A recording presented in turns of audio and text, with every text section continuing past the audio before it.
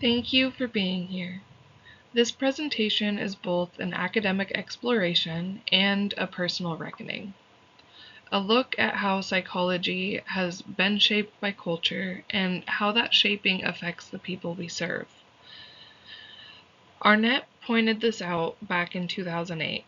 Psychology has long mistaken one cultural worldview, largely American and Western, for a universal human experience. That insight reframed the way that I think about this field. So today, I want to walk us through the foundations of cultural psychology, the limitations of the weird framework, and the global expansion of the field and the rising indigenous voices that are reshaping what healing can look like. Woven through all of this is my own journey, how I'm learning, unlearning, and preparing to become a clinician who listens differently. Let's dive in.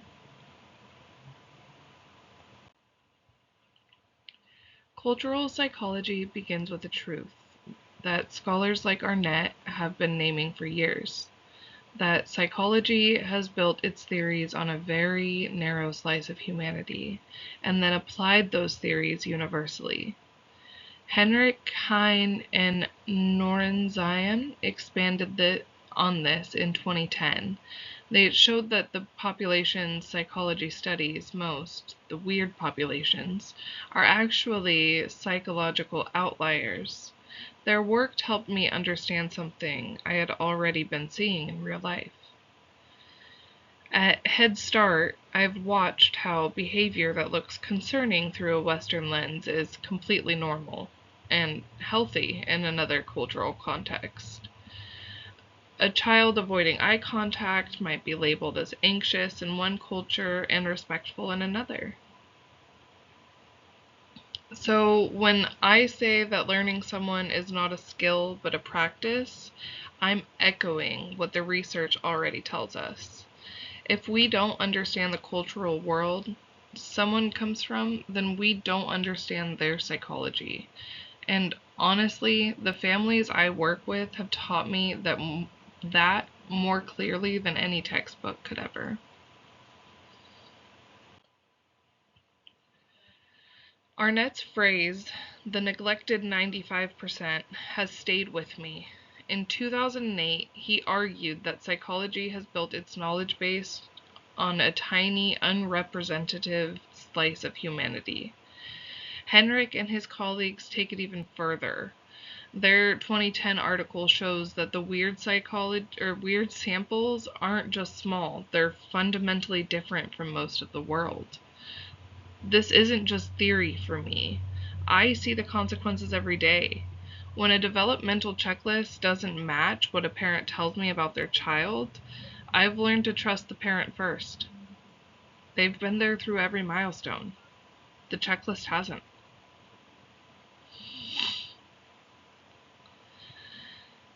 That's exactly what Arnett and Henrik are warning us about. When we study the few but speak for the many, we risk misinterpreting the people right in front of us, and misinterpretation becomes a form of harm. The weird framework is based on Western, educated, industrialized, rich, and democratic that comes straight from Henrik Heine and Norenzan's 2010 article.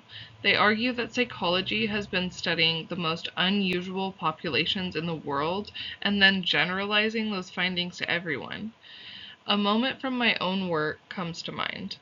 I've met people whose identities spanned multiple cultural, religious, and political worlds. People who are unseen by systems that weren't built with them in mind.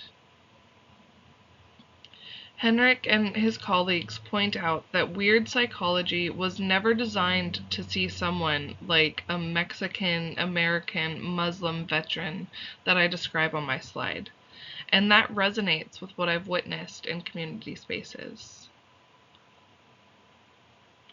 People carry histories that shape their worldview long before they walk into a session. If we don't see those layers, we don't see them. That's why becoming a culturally educated clinician is not optional. It's the antidote.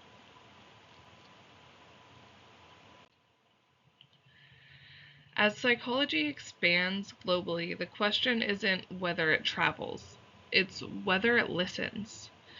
Anjum and Aziz wrote about this in 2024, emphasizing that true equity requires collaboration, not cultural imposition.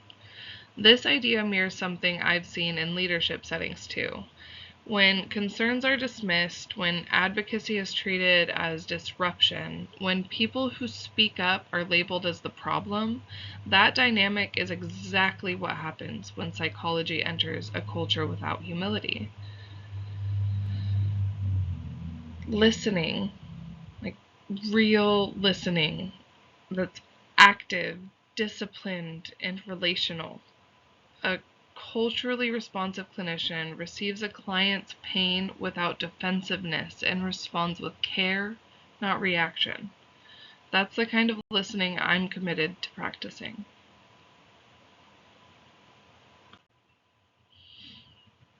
The contrast between independent and interdependent self-construals comes from Markus and Kitayama's work in 1991. They showed how Western cultures tend to emphasize autonomy while collectivist cultures emphasize relationship and community. Neither one is wrong, but treating one as universal erases the other. So in my own life, I move fluidly between both. I protect my mental health fiercely. That's independence. But I also pour deeply into my community, and that's interdependence. So a whole culturally grounded self is not either or. It's both and. And psychology must learn to see that full spectrum.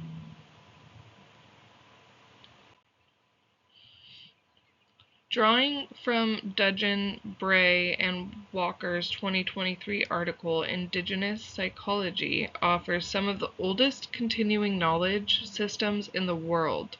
They argue that storytelling, ceremony, and connection to land are not just cultural practices, they are legitimate psychological frameworks.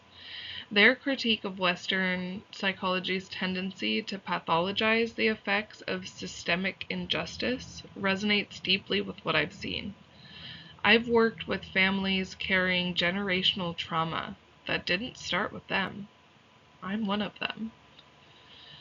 Dudgeon and colleagues remind us that when Western frameworks diagnose, they wound instead of naming the harm. They erase the context that created the pain. And honestly, some of my clearest moments of self-reflection have happened in nature, in stillness, in ceremony, in community spaces. That's not an academic idea for me. It's lived.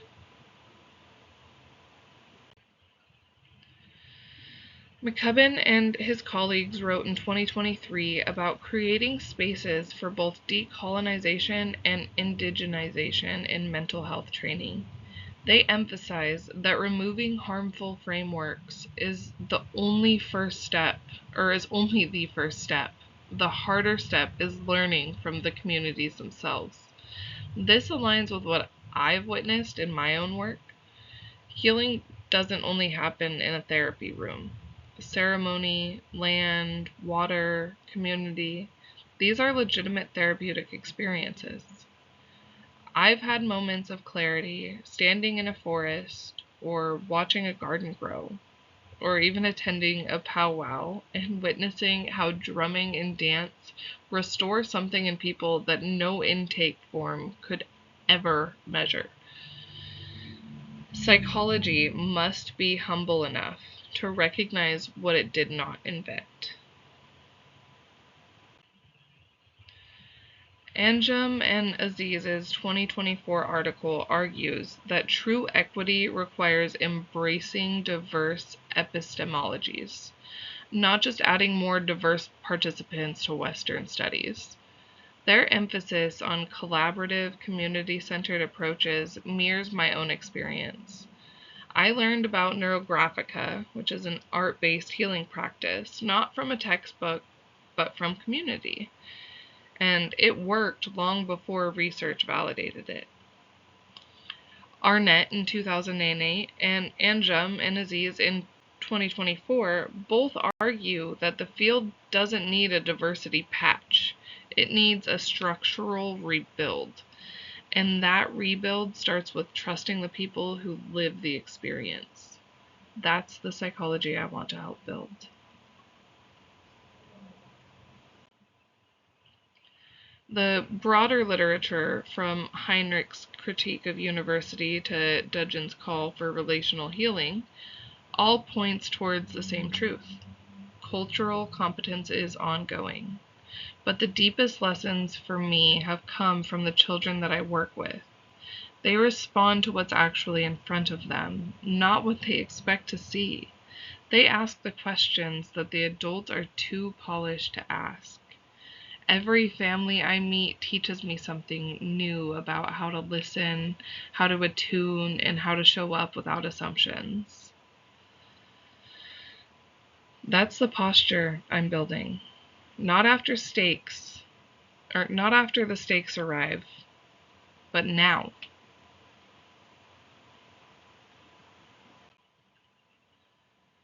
The scholars that I've cited, Arnett, Heinrich, Dudgeon, Anjum, Aziz, McCoven, they have shaped my academic understanding of this field, but my purpose comes from lived experience.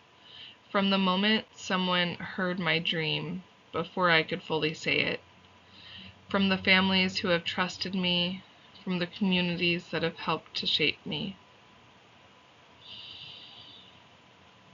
My dream is to build a community-run, nonprofit therapy center where healing is not one size fits all, where art therapy sits alongside community wisdom, and where the community has a seat at the table. The research gives me the framework. My lived experience gives me direction. And where I'm going is somewhere that doesn't exist yet. And that's exactly the point.